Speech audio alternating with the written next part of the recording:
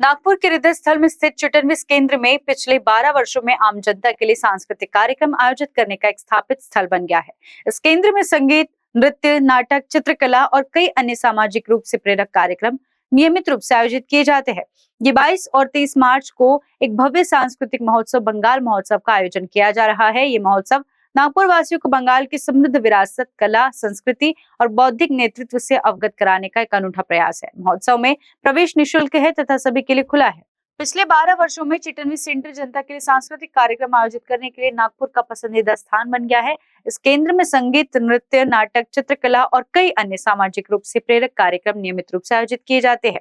ये केंद्र एक धर्मार्थ ट्रस्ट का हिस्सा है। ट्रस्ट आर्थिक रूप से कमजोर वर्गों, विकलांगों, स्कूली बच्चों और महिलाओं के लिए विभिन्न सामाजिक सेवा, शिक्षा और कौशल विकास परियोजनाओं का क्रियान्वयन करता है।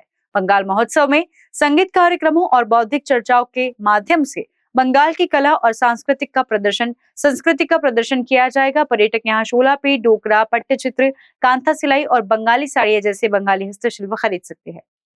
बंगाल फेस्टिवल ये एक अनोखा प्रथमतः आयोजित किया जाने वाला ऐसा एकल फेस्टिवल है जिसमें मात्र बंगाल के कलाकार, बंगाल के शिल्पकार, बंगाल की खान-पान की सारी व्यंजनों का जैसे विनती करता हूँ कि वे इस आयोजन के बारे में आपसे गुफ्तगू करेंगे। आप सबको मालूम है कि नागपुर में कला संस्कृति के क्षेत्र में हम लोग विभिन्न प्रोग्राम्स का आयोजन करते हैं और उसके द्वारा हमारा प्रयास ये है कि भारत की विविधता लोगों तक पहुंचाई जाए। का बहुत अच्छे तरीके से विस्तार हुआ है। उन्होंने कुछ इस देश को यूनिक कंट्रीब्यूशन दिया है। ऐसे जगहों का यहाँ पर हम फेस्टिवल आयोजन करें, उत्सव आयोजन करें। इस सब में अग्रेसर रीजन रहा है। तो हम लोगों ने ये 2 दिन का 22 और 23 तारीख को फेस्टिवल ऑफ बंगाल इसका ऑर्गेनाइजिंग किया है और इस फेस्टिवल के बारे में डिटेल में वैसे आपको हैंडआउट में दिया है, पर संक्षिप्त में बताना चाहूँगा कि 2 दिन में भरपूर कल्चरल प्रोग्राम्स हैं। शाम को 6:30 बजे से कल्चरल प्रोग्राम शुरू होंगे। जो हिंदी फिल्म्स में लाया गया इसका प्रेजेंटेशन है। उसके बाद में शांति निकेतन के बसंत उत्सव के जो डांसेस होते हैं स्पेशल, वो उसका आयोजन है। फिर माँ मुझे टागोर बना दे, ये एक एकांकिका है जो लकी गुप्ता कलाकार है कलकत्ता के, वो आकर यहाँ पे प्रस्तुत करेंगे। और भटियाली सिंगिंग जो है इसका अभी आधुनिक रूप, यानी भटियाली ओरिजिनल है और उसका आधुनिक रूप जो प्रेजेंट करते हैं वो तीर्थ भट्टाचार्य जी करके बड़े प्रसिद्ध कलकत्ता के म्यूजिशियन हैं और उनका वो कार्यक्रम। सर, सबसे पहले तो ये जो कार्यक्रम हो रहा है, ये कार्यक्रम का एक रूपरेखा और क्या संदेश है, तो ये आप सबसे पहले अपना परिचय दीजिए। जी, मेरा नाम है विलास काले, मैं चिटनविस सेंटर में ट्रस्टी हूँ और हम गए 12 वर्ष से नागपुर में विविध सांस्कृतिक कार्यक्रमों का आयोजन करते हैं।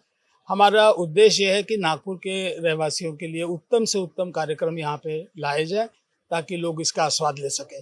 तो अभी इसी श्रृंखला में आगे बढ़ते हुए हम लोगों ने अभी ये साल ये डिसाइड किया है कि अपने देश के जो कला के केंद्र है और संस्कृति के केंद्र है, वहाँ के उत्सव यहाँ पे मनाए जाए।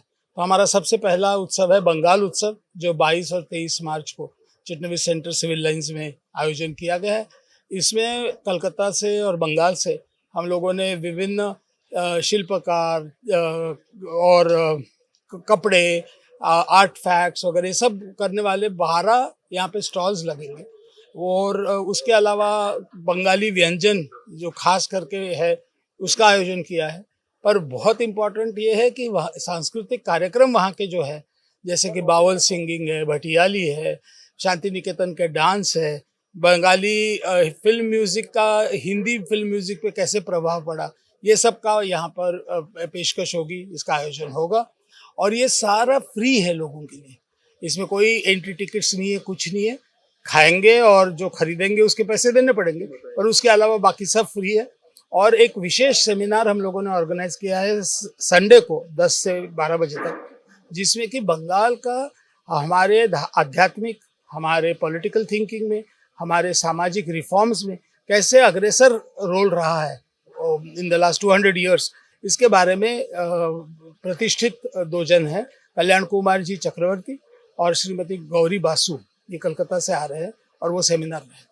ये जो इस प्रकार के जो बताया है कि जब फेस्टिवल ऑफ बंगाल है तो ये सालों साल से ये सांस्कृतिक परंपरा हर साल होगी या फिर ये सिर्फ 2025 तक ही है? देखिए, अपना देश बहुत बड़ा है और अलग अलग क्षेत्रों का यहाँ पे उत्सव करने का हमारा मन ये है, प्लानिंग है। तो यही फेस्टिवल रिपीट नहीं होगा, पर अभी हमारा प्लानिंग हो चुका है कल फेस्टिवल ऑफ बनारस उत्सव, तो वो अगला होगा।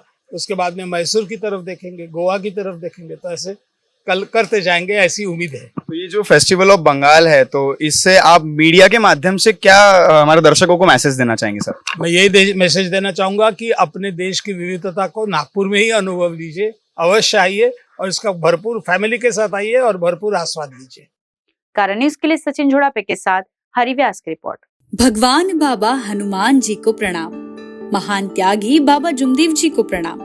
परम पूज्य परमात्मा एक सेवक मंडल नागपुर की ओर से एक ही परमेश्वर का दुनिया को परिचय कराने वाले, अंधश्रद्धा निर्मूलन, दुर्व्यसन, स्त्री भ्रूण हत्या, जाति भेदभाव को नष्ट करने वाले मानव धर्म के संस्थापक महान त्यागी बाबा जुमदेव जी की 104वीं जयंती के उपलक्ष्य पर गुरुवार 3 अप्रैल को हुड़केश्वर गढ़ क्रमांक 10 द्वारा मानव धर्म की भव्य शोभा यात्रा व जयंती कार्यक्रम आयोजित किया गया है। सुबह 7:30 बजे से शोभा यात्रा का शुभारंभ दशरथ जी ठाकरे के निवास स्थान से होगा, जो कि हुड़केश्वर गांव से निकलकर पिपला फाटा, राजापेट, माड़की नगर से वर्धमान नगर स्थित परमात्मा एक सेवक मंडल पर समाप्त होगी। कार्यक्रम के मार्गदर्शक रहेंगे श्री गोविंद राव सोनवाने एवं रामाजी भोयर, कार्यकर्ता लक्ष्मण गुंडाने, भीमराव ठाकरे, डोमाजी सोनवाने और मित्र परिवार का सहयोग।